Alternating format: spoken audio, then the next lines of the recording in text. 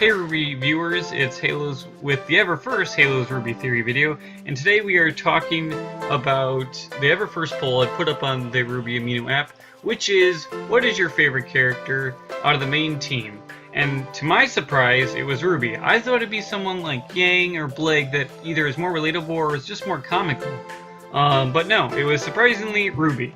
So the reason why Rwby is so relatable is my theory, at least.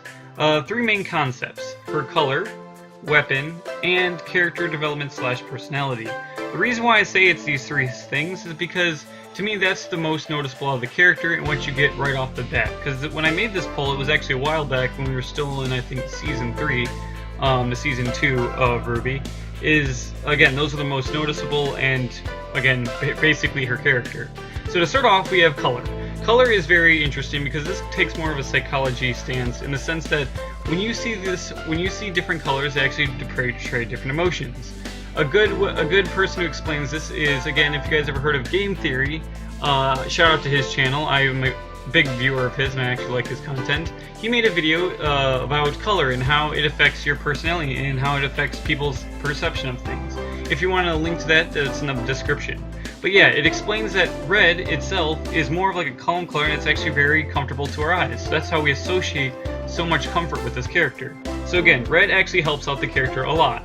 The next thing would be the weapon, which is kind of the second one.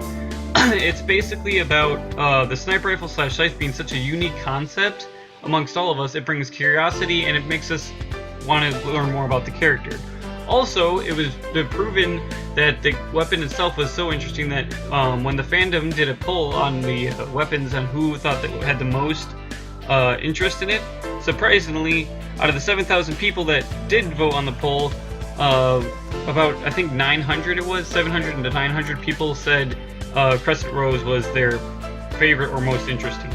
Lastly is character development, which is following basically three types of things. Following character, dumbed down, and not to be rude, but dumbed down, and then hero role. Following character, what I mean by following character is that you follow this character throughout the story to learn about the universe. So as she's going, she's explaining to why she wants to join the school in the first season. We understand, oh, so this is what the world's like. They have a school that runs against fighting people, minus the beginning narration. Which is, again, a good help to her character and makes us want to more try and relate to her because she's introducing us to this world.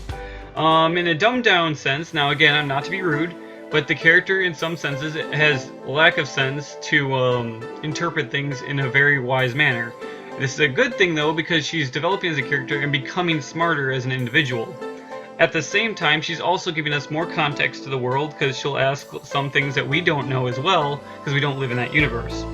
Another thing she holds, which again, or the last thing she holds, a part of her character that pulls us all together and brings a lot of interest to her, is her hero role. And when I mean hero role, I mean that special ability, for example, when she's able to turn her ability like of the Silver Eyes against the enemy, Cinder, when she's in the battle. This whole idea of her figuring out her powers and becoming that hero, because there's a thing behind this, that she is becoming she's developing as a character. We want to get more invested in this character because she's becoming a hero.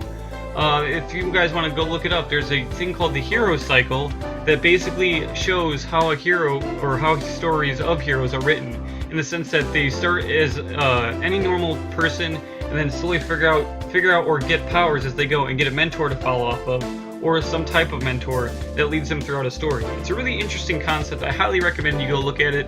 But yeah, and to me, that's the things that make Rwby's character very noticeable, and why it might be a lot of reason to why we all see this character as a favorite. This has been the ever first episode of Rwby Theory video. Sorry if that was a bit all over the place. I'm really out of breath. This is the first time I did this. If you guys like what you see, then like the video and subscribe. This has been The Theory. I'm Halos, and I'm out. Bye.